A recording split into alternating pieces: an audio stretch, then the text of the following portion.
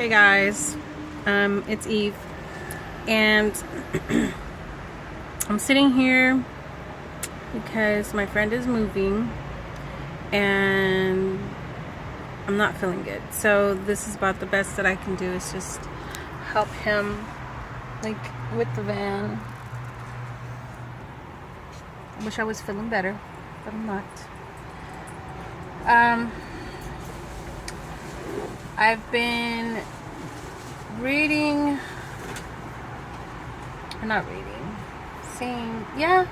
reading some Facebook statuses about people being attacked and such, and having haters. And I mean, I have them too, like with what's happening at work. It's a hard situation to be in. It definitely can be like overwhelming because people are so mean, like, and they don't have God in them, so that's pretty much where it's coming from. Because how could they be anything else? Like, why would they be anything else? If I didn't have God in my life, I would probably be pretty, like, crazy, selfish,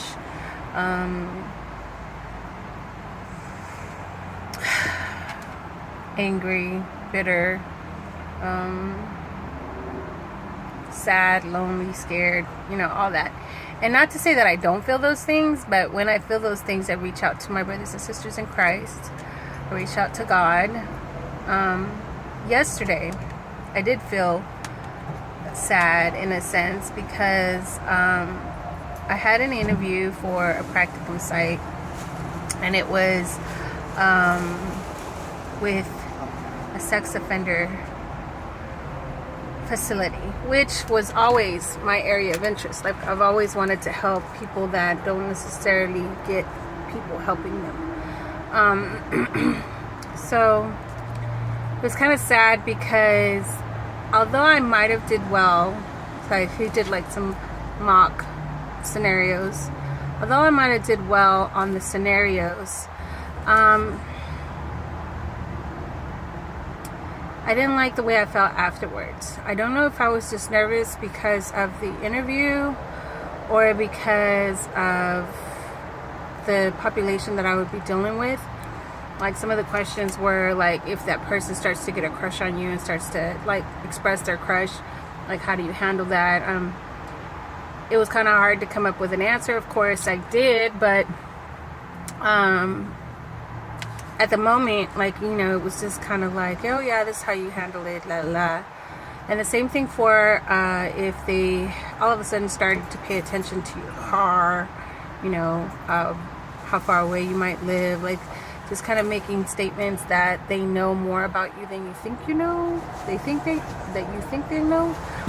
And so, and of course, that's the case with anybody, not just sex offenders, but like any of your clients. That could be the case. That could be the case in YouTubing. That could be the case on any situation. But because I have this situation at work happening, and I'm already kind of experiencing symptoms from that, and just from him in particular,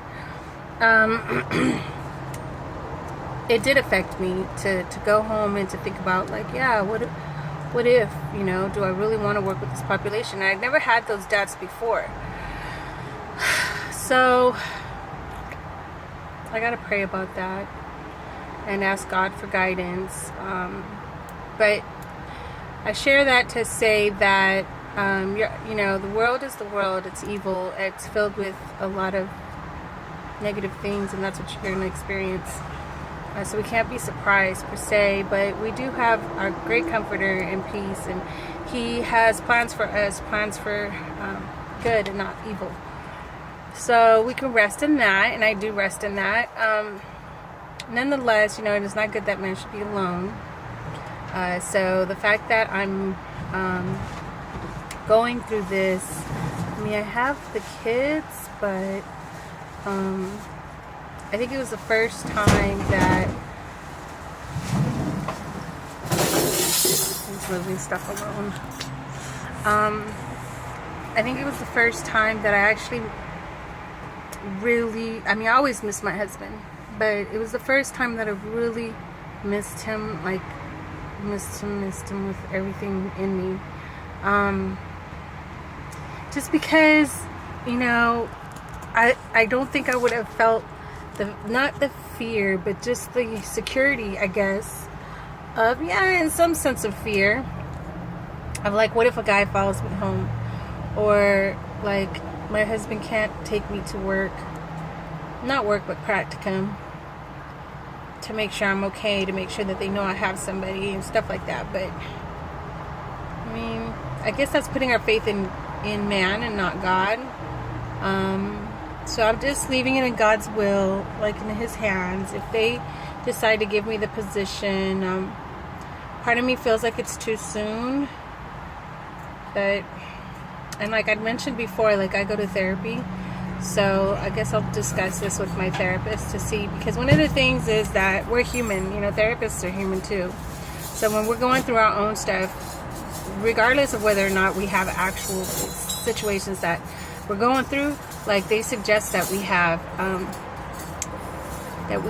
sessions, you know, to kind of process things. So whether it's in group or individual supervision, etc., like, you know, they just want to make sure that you're not affected by, well, you're going to be affected by your clients, but you're supposed to be able to know when to do some self-care, it's called.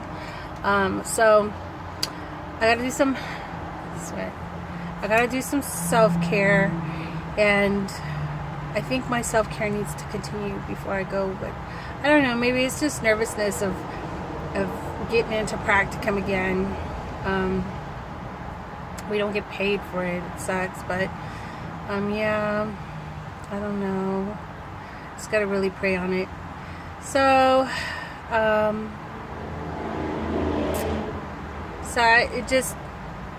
it makes me wonder, like, who do you turn to in those times, you know, when you're feeling alone? My husband is like 6 foot, 280 pounds. Like, he's a big guy, so I always felt pretty safe with him around. So I do miss him. But I have God, and God is much bigger than any man.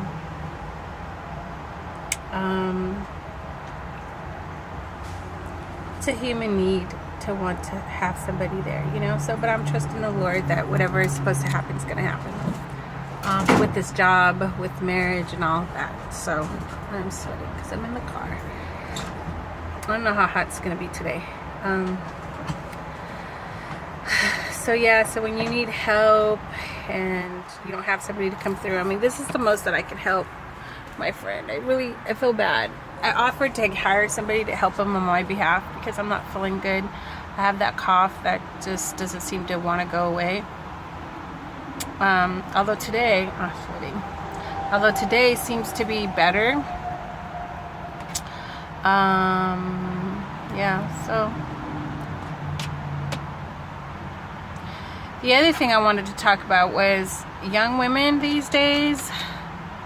They don't want older women giving them advice. Like, I think it says it in the Bible, and I'll put it in the video if I get a chance to learn how to edit. They don't get it. They don't want advice. And I know when I was younger, I may not have taken their advice, but I liked getting advice from older people, you know? They've done everything and learned things the hard way, and I want to learn from them. So I don't understand why young women or young people these days just don't want advice.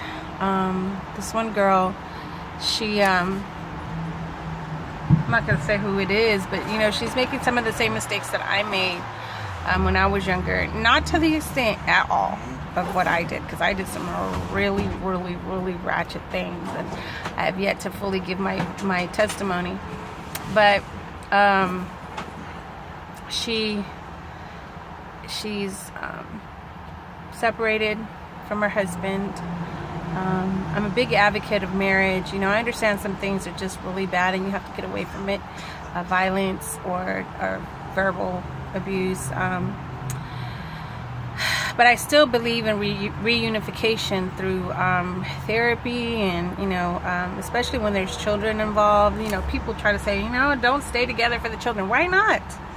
I mean, the kids are only going to be kids for a little while, and there's plenty of studies that show that when kids are together with their family, their parents, they come out, they fare better. Not that they're going to do badly if the parents are split up, because it really has to do with the quality of the relationship. So depending on how bad it is when you stay together, of course, if there's violence and stuff, they're not going to be better than if you were single and no violence. So you have to take things into perspective. But given all things equal, if the parents are amicable and they stay together for the sake of the kids, they do better than if the parents are apart. And that's just statistically the numbers that show that what it really boils down to is how much stress they're under, and parents being apart is more stressful than parents being together when you don't involve the kids in your problems. So saying that to say that I gave some advice to try to just not look at this time, because I know what I did wrong is I was stressed out about being away from my first husband, that I kept thinking about myself. So I wanted to get out. That's when I started to do drugs and go out a lot. And, I left my kids with babysitters, but my kids felt it, they felt that something was wrong. They felt away from their mom. They knew things were different. And it's not a good habit. So this person is just brand new out of this situation. So I just tried to give some advice about investing your time wisely, and taking consideration that your kids will only be kids for a little while. I don't think I mentioned that part, but I think I just mentioned investing your time wisely when you're newly separated. You're very vulnerable, so you're subjecting yourself to things that you're not accustomed to being subjected to. So you're in a vulnerable situation where you may do things you wouldn't normally have done because of your vulnerable state. Some women really like to say, no, I'm very tough, I can handle it. And the reality is maybe you can for a little while, but then the more you are exposed to something, the more likely you're going to give into it. So so that's my 2 cents there. But people just don't want advice anymore. I'll take it. I learned from my own mistakes, and I thank the Lord actually that my daughter is walking closer to the Lord now, so she's less resistant to my advice, and same thing for my sons, because we're old. I'm not that old. I'm 45, so I'm not wise yet, and I think wisdom kicks in the 60s. I don't know. I mean, maybe God's blessed me with some wisdom, but I have experience knowledge, where I know what I did wrong. And so one of the things that I did wrong was not completely dive into my kids after the divorce. I should have. They should have been my entire world. But because I was sad and I was, pity partying myself, and I allowed myself to focus on me and how do I feel, and if mommy ain't happy, no one's happy. Well, that's the biggest lie. Your kids are only children for a little while, and everything that is happening at that young age is so important. Their identity is being developed, and if there's instability, there's insecurity that happens, oh, someone's calling. I can't answer it because I'm recording. So there's instability that's happening, and so there's a lot of things that are happening that you're not aware of. And so if I could take anything back, it would be that. One, I appreciate the experience of having learned what it's like to do drugs, what it's like to live a sinful life, only because I was kind of a Pharisees type of person where I didn't understand people's struggle with sin. I didn't understand why people can't just say no, So I was kind of legalistic in that sense, just say no, what's wrong with you? Are you weak? You really need sex like that? What is wrong with you? But I got to learn what it felt like to be lonely, to be empty, to not have things be enough for you, you know. So drugs come into play, sex comes into play, etc., etc. So I get it now, but I think that was the only way I was going to learn it for me, because I'm very stubborn.